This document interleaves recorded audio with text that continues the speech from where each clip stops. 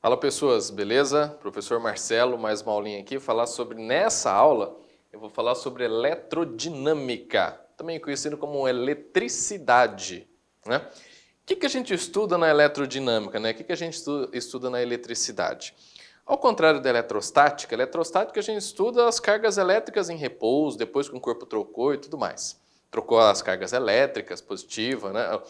Positiva não, negativa, né? Um corpo só pode ganhar ou perder carga elétrica negativa. O corpo só pode ganhar ou perder elétrons, né? Isso lá na eletrostática.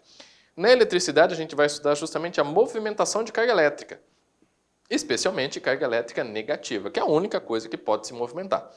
Porque quando eu falo que é a única coisa que pode se movimentar, porque é só pensar um pouquinho. As cargas elétricas positivas, né, são os prótons, portanto, que são partículas portadoras de cargas elétricas positivas. Elas estão no núcleo dos átomos que constituem os corpos. Tá. Os elétrons estão na eletrosfera. E dependendo do material, esses elétrons nas últimas camadas podem estar fracamente ligados ao átomo. Se esses elétrons das últimas camadas estiverem, portanto, estão fracamente ligados ao átomo, você consegue fazer com que ele se movimente com uma certa facilidade pelos espaços interatômicos. É aí que difere os materiais de serem classificados e chamados de condutores ou isolantes. Antes de falar da eletrodinâmica em si, os materiais são classificados, né, em condutores e isolantes. Qual que é a diferença de um material ser chamado de condutor em função de o outro ser chamado de isolante? Um material que a gente chama ele de isolante, isso quer dizer que os elétrons que estão nos átomos que constituem esse material, eles estão fortemente ligados a ele. Isso quer dizer que é difícil você fazer com que eles se movimentem pelos espaços interatômicos. É difícil, não é impossível, mas é muito difícil. Portanto, esse material que a gente chama de isolante. Que o contrário é o material que a gente chama de condutor. Um material que a gente chama ele de condutor é aquele que você consegue fazer com uma certa facilidade, fazer com que os elétrons que estão fracamente ligados ao átomo, né, nas últimas camadas ali, você consegue fazer com que eles se movimentem com uma certa facilidade pelos espaços interatômicos. Os condutores, basicamente, são os materiais metálicos. O metal, portanto, ferro, níquel, cobre, ouro, são materiais que você consegue fazer com que os elétrons se movimentem com uma certa facilidade. Não é isso? Isso que difere o material ser chamado de condutor de um material ser chamado de isolante. Tá. Mas se você conseguiu fazer com que os elétrons se movimentarem, né, pelos espaços interatômicos de um material que a gente chama de condutor. Beleza, tá. Primeiro, por que e como? Como que esses elétrons e por que esses elétrons se movimentam todos no mesmo sentido? Aliás, essa é a definição de eletrodinâmica ou de eletricidade. Eletrodinâmica, eletricidade é justamente o movimento ordenado de elétrons. Os materiais condutores, os elétrons livres, portanto, os elétrons fracamente ligados ao átomo, eles estão se movimentando justamente com um movimento totalmente caótico. Está cada um para um lado ali. Beleza. Tá. Mas aqui é o estudo do movimento ordenado de elétrons. Os elétrons, todos esses elétrons livres, estão se movimentando no mesmo sentido. Agora, por que e como? Então vamos imaginar o seguinte. Você tem aqui, um material condutor. Vou fazer aqui uma visão microscópica, né? Você tem aqui um material condutor. Um fio aqui, certo? Dentro desse material condutor, eu vou representar aqui, alguns elétrons livres. Só vou fazer alguns aqui, Vou desenhar aqui alguns elétrons livres, tá? Tem um monte. Eu só representei aqui alguns, né? Não existe motivo agora para eles se movimentarem todos no mesmo sentido. Não tem um porquê. Todos eles podem estar se movimentando aqui com um movimento caótico, cada um se movimentando para um lado. Tá. Aí eu venho aqui e vou estabelecer nessas extremidades desse material condutor uma diferença de potencial elétrico. Eu vou chamar essa região aqui, ó, essa extremidade de A e aqui de B. Nessa extremidade B, a extremidade B vai estar submetida a um potencial elétrico que eu vou chamar de VB. Nessa extremidade A, ela vai estar submetida a um potencial elétrico que eu vou chamar de VA. São dois potenciais elétricos diferentes. Tem que ter uma diferença de potencial elétrico. Eu vou considerar também que o potencial elétrico de A é maior que o potencial elétrico de B. O potencial elétrico de A é maior que o potencial elétrico de B. Ah, você pode perguntar para mim, Marcelo, mas quem é que está gerando essa diferença de potencial? É um gerador. O gerador pode ser um gerador químico, um gerador mecânico. Um gerador é um dispositivo, portanto, que gera uma diferença de potencial. Você pega uma pilha. Uma pilha, portanto, lá não tem lá o polo positivo e negativo? Fisicamente falando, é um erro você falar assim, um polo positivo e um polo negativo. Porque o polo positivo é o ponto, portanto, é um polo que tem maior potencial elétrico. O negativo é o polo que tem menor potencial elétrico. Então, um positivo, potencial alto, negativo, potencial baixo. Se eu estou falando aqui que essa extremidade, isso daqui não é uma pilha, tá, gente? Aqui é um condutor. Se eu estou falando que o potencial elétrico de A é maior que o potencial elétrico de B, em outras palavras, é como se eu estivesse falando que aqui é como se fosse o polo positivo, a pilha veio e ligou o polo positivo aqui, e aqui o polo negativo da pilha está ligado ali, certo? Foi estabelecida uma diferença de potencial que uma pilha, por exemplo, gerou aqui. Beleza. Existe uma propriedade lá do potencial elétrico, você deve lembrar, que se existe, portanto, uma diferença de potencial entre dois pontos quaisquer ali, isso quer dizer que existe entre esses dois pontos uma série de linhas de campo elétrico. Então, veja bem, não tinha campo elétrico aqui dentro, não tinha campo elétrico ali dentro. Eu vim aqui através de um gerador, gerei aqui uma diferença de potencial. Dessa diferença de potencial, no interior do condutor, houve a geração, portanto, de um campo elétrico. Ó, de um campo elétrico. Isso daqui em branco, portanto, são as linhas de campo elétrico estabelecida no interior desse condutor por essa diferença de potencial. Tá. Agora, se uma das propriedades do potencial elétrico que eu comecei a falar é que à medida que você percorre uma linha de campo elétrico no seu sentido, ao longo dos seus pontos, o potencial elétrico vai diminuindo. Por isso que eu até coloquei VA maior que VB. O potencial elétrico aqui, nessa extremidade, é maior que da outra. Por esse motivo tem um campo elétrico ali. Tá. Agora, o campo elétrico. Toda vez que uma carga elétrica estiver num ponto, que naquele ponto, se tiver um campo elétrico, essa carga aqui vai estar submetida a uma força elétrica. Essa força elétrica vai fazer com que a carga elétrica entre em movimento. Né? Se você coloca uma carga elétrica num ponto, se naquele ponto tem campo elétrico, essa carga vai estar submetida a uma força. Se a carga elétrica que você colocou, isso lembrando das aulas anteriores, né, de campo elétrico, força elétrica. Se aquela carga que você colocou naquele ponto for positiva, força e campo elétrico têm a mesma direção e o mesmo sentido. Se a carga elétrica que você colocou naquele ponto for negativa, como aqui, se o campo elétrico estiver apontando para um lado, a força elétrica está apontando para o outro. Então aqui, se o campo elétrico está apontando para lá, a força elétrica em cada uma dessas cargas está apontando para a esquerda. Isso que eu fiz em azul aqui, portanto, é a força elétrica. Agora imagina, você tem cargas elétricas livres para se movimentar, em que agora todas elas estão submetidas a uma força no mesmo sentido.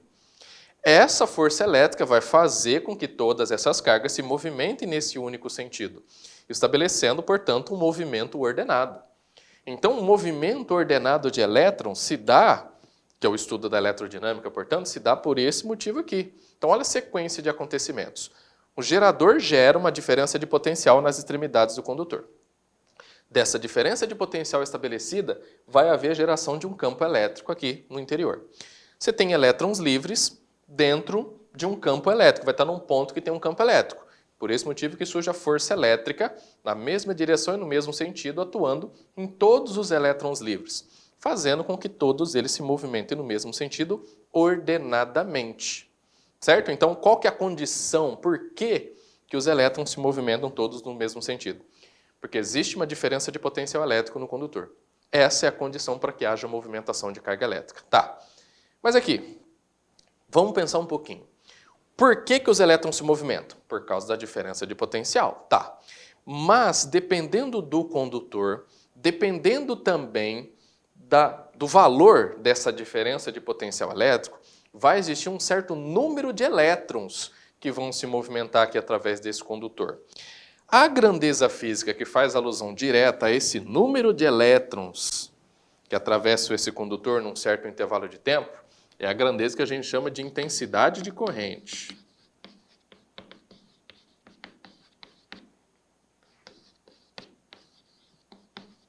Ó, veja bem, você tem ali um condutor,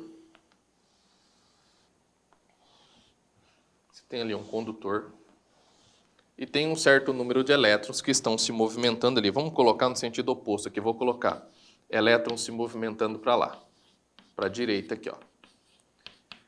Se eu destacar aqui uma área imaginária aqui, né, que a gente chama essa área aqui de área da secção transversal. É um corte transversal desse condutor. Num certo intervalo de tempo, vai existir um certo número de elétrons que vão atravessar essa área imaginária aqui, essa área da secção transversal. A intensidade de corrente é justamente a quantidade de carga, que depende diretamente do número de elétrons, claro, pelo intervalo de tempo. É a razão da quantidade de cargas que está atravessando essa área aqui com o intervalo de tempo. Tanto que a formulinha para calcular a intensidade de corrente é justamente isso, ó, a quantidade de carga dividido pelo intervalo de tempo, Q dividido por ΔT. Quantidade de carga, você sabe que é medida em Coulomb, é isso, vamos colocar aqui a quantidade de carga medida em Coulomb, intervalo de tempo é medido em segundos. A intensidade de corrente, portanto, vai ser Coulomb por segundo. Coulomb por segundo é a mesma coisa que ampere, letra A maiúscula aqui. Ampere, portanto, é a mesma coisa que Coulomb por segundo. E lembrando das aulas de eletrostática, essa quantidade de carga é justamente igual ao produto de um número inteiro vezes a carga elementar. Esse número inteiro, portanto, eu posso transportar para essa realidade e dizer que esse número é justamente o número de elétrons que estão atravessando essa área aqui, não é? Esse é o N aqui, vai ser o número de elétrons. Esse E é justamente a carga elementar, que é a carga do elétron ou a carga do próton, 1,6 vezes 10 a menos 19 Coulomb. Então, ó, se você quiser, pode colocar esse NE aqui também, não tem problema algum, e dizer que a intensidade de corrente está diretamente relacionada com o número de elétrons que atravessa essa área da secção transversal num certo intervalo de tempo.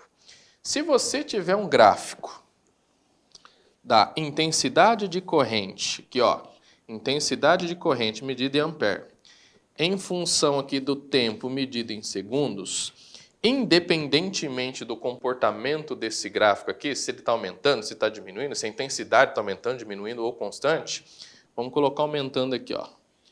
Mas independentemente disso, toda vez que você tiver um gráfico da intensidade em função do tempo, a área desse gráfico, se estiver aberto você fecha, como eu fiz aqui agora, essa área vai ser numericamente igual à quantidade de cargas.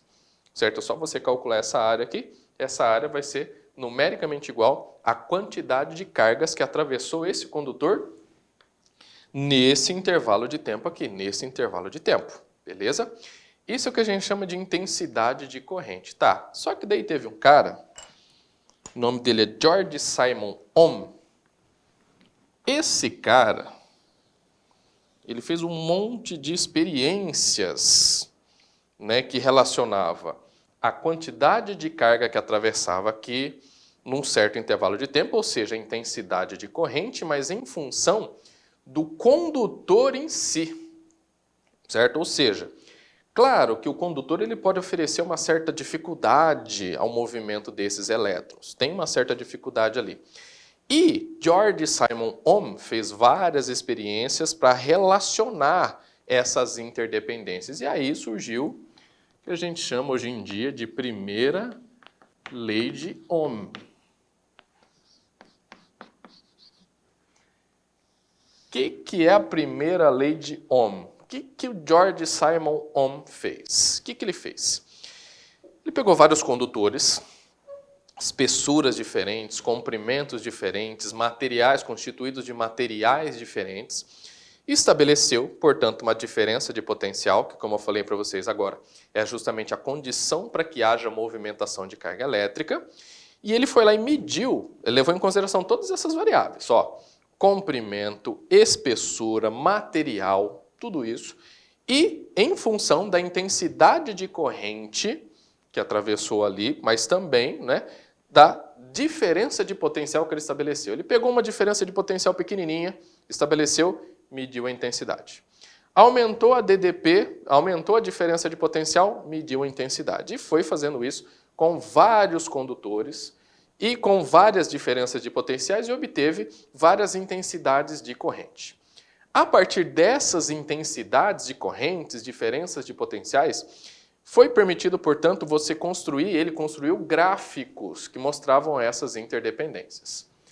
Ele percebeu que muitos gráficos, ó, o gráfico aqui, intensidade de corrente medida em ampere, diferença de potencial aqui medida em volt. Ele percebeu que muitos gráficos tinham alguns intervalos, portanto, que o gráfico formava praticamente uma linha reta. Por exemplo, assim, ó, vamos colocar aqui uma parte curva, aí depois aqui uma linha reta. Ele falou, opa, tem alguma coisa aqui acontecendo.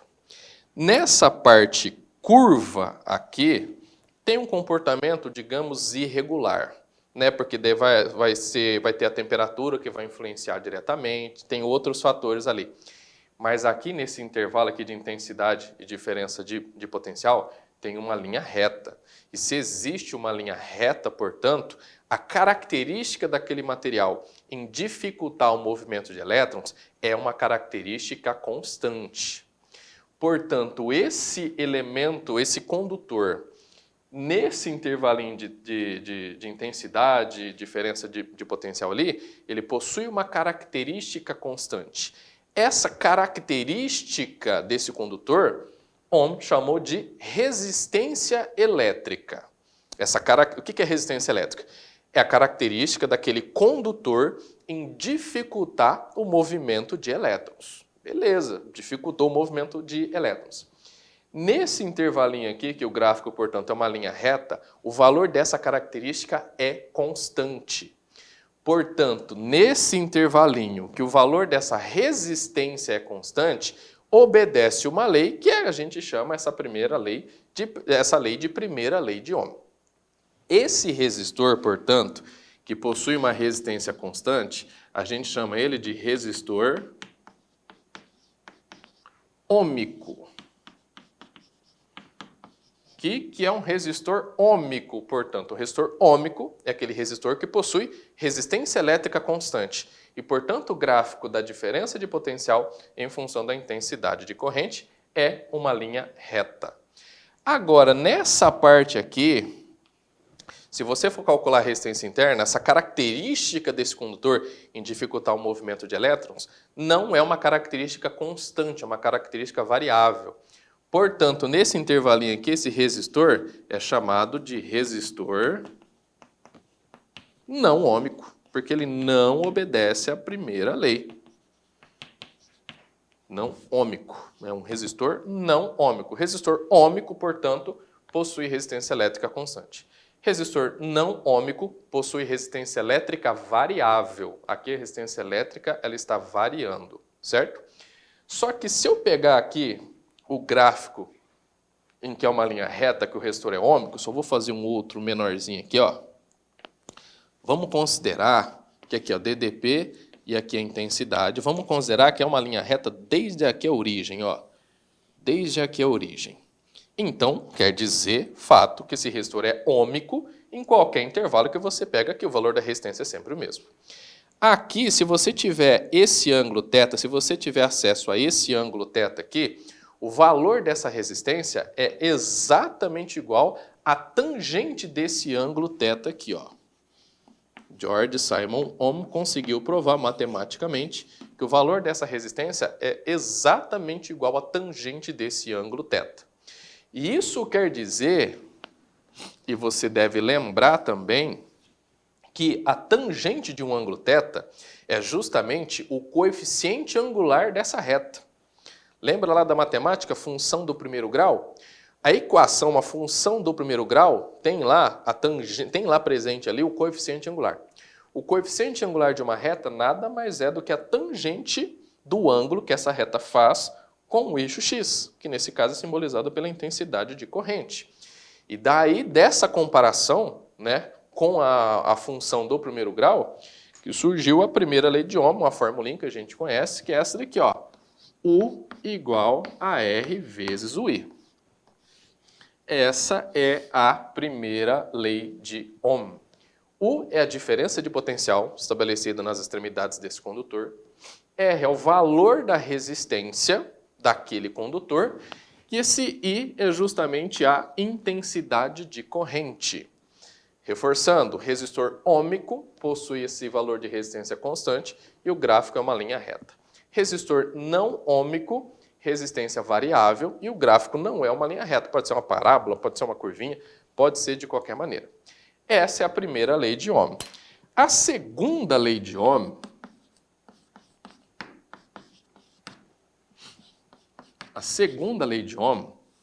é uma lei, portanto, que mostra como que a gente consegue determinar quais são as interdependências, portanto, do tamanho do condutor, do formato geométrico, do material de que ele é constituído, em função da resistência que ele vai possuir.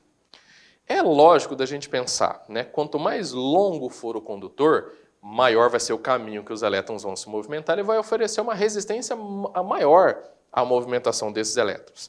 Da mesma forma, analogamente, eu posso falar que quanto mais fino for aquele condutor, também mais difícil os elétrons vão se movimentar pelos espaços ali interatômicos. Claro que existem materiais, como eu disse no início da aula, que são considerados isolantes e condutores. Você pega lá um material metálico, os elétrons se movimentam com uma certa facilidade. Você pega lá borracha, os elétrons podem se movimentar, mas se movimentar vai ser com uma extrema dificuldade. A diferença de potencial estabelecida ali tem que ser muito grande para que o campo elétrico seja muito intenso, para romper o que a gente chama de rigidez elétrica do material, que é um valor mínimo de campo elétrico que tem que ter ali dentro daquele material para que os elétrons se movimentem. Então quer dizer que é muito difícil fazer com que os elétrons se movimentem através da madeira, da borracha e tudo mais. Mas a segunda lei de Ohm mostra justamente essas interdependências. Veja bem, você tem aqui o condutor. Esse condutor, portanto, tem um certo comprimento, que eu vou chamar de L, tem um certo comprimento L, e tem aqui também uma área da secção transversal, que eu vou chamar essa área da secção transversal de A. Esse condutor também é constituído de um determinado material.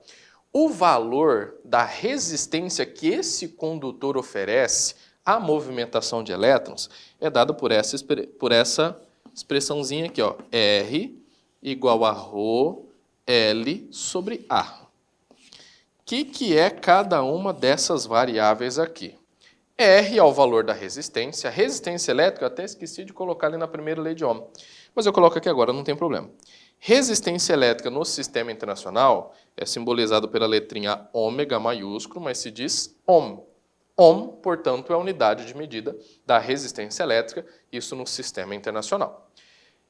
Esse A é a área da secção transversal, área de qualquer coisa, né, no sistema internacional é medida em metro quadrado. Esse L é o comprimento desse fio e comprimento do fio é medido em metro. Resistividade. O que esse ρ aqui, como eu disse agora, né, resistividade. O que é resistividade? Vou até escrever aqui, essa resistividade. A resistividade, gente, é justamente a característica do material que constitui esse objeto aqui, esse condutor, em dificultar, em resistir ao movimento de elétrons. Cada material possui o seu. É um valor tabelado, não tem como decorar nada. Se houver a necessidade da utilização dele, o vestibular ele vai fornecer. Resistividade, portanto, é uma característica do material em resistir ao movimento de elétrons. Por exemplo, a borracha tem uma alta resistividade. O ouro tem uma baixa resistividade, certo? O ouro dificulta pouco o movimento de elétrons. Agora, a borracha dificulta muito o movimento de elétrons. Portanto, a borracha tem uma alta resistividade. Resistividade no sistema internacional é medida em ohm vezes metro. Ohm vezes metro, portanto, é a unidade de medida da resistividade, isso no sistema internacional. Repare que o valor da resistência desse condutor depende diretamente da resistividade, claro, depende diretamente do comprimento e depende inversamente da área, certo? Depende inversamente da área, ou seja, quanto mais fino for esse condutor, menor é a área, maior vai ser a resistência. Da mesma forma, quanto mais longo for esse condutor, maior o L, maior a resistência. A resistividade, naturalmente, é isso. Beleza? Para a gente finalizar a aula, só precisamos ver o conceito de potência. Potência elétrica. Gente, é o seguinte, potência está diretamente ligado com a transformação de energia, certo? Com a transformação de energia. Potência elétrica, a primeira formulinha que a gente vai precisar para determinar a potência elétrica é essa daqui, ó. Potência é o produto da intensidade de corrente com a diferença de potencial. Potência elétrica, portanto, é justamente a relação da transformação de energia elétrica em outro tipo de energia. Só que se você colocar no lugar desse U a primeira lei de Ohm, que é igual a RI, você vai ter uma outra expressão para calcular a potência. RI ao quadrado.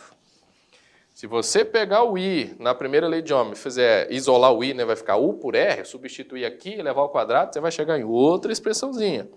U ao quadrado sobre R. Então, gente, potência é justamente a transformação de energia elétrica em outro tipo de energia. Existem as três formulinhas que você pode ficar completamente à vontade para você utilizar, resolver, ficar à vontade. Claro que em alguns lugares chama isso daqui de potência dissipada, daqui chama isso daqui de potência útil, e assim sucessivamente. Mas não existe essa restrição, tem que usar essa ou aquela outra. Todas elas permitem você calcular potência. Belezinha? Beleza? Isso é potência elétrica, transformação de energia elétrica em outro tipo de energia. Beleza, pessoas? Era isso que eu tinha que falar para vocês aqui nesse vídeo. Um abraço e até mais.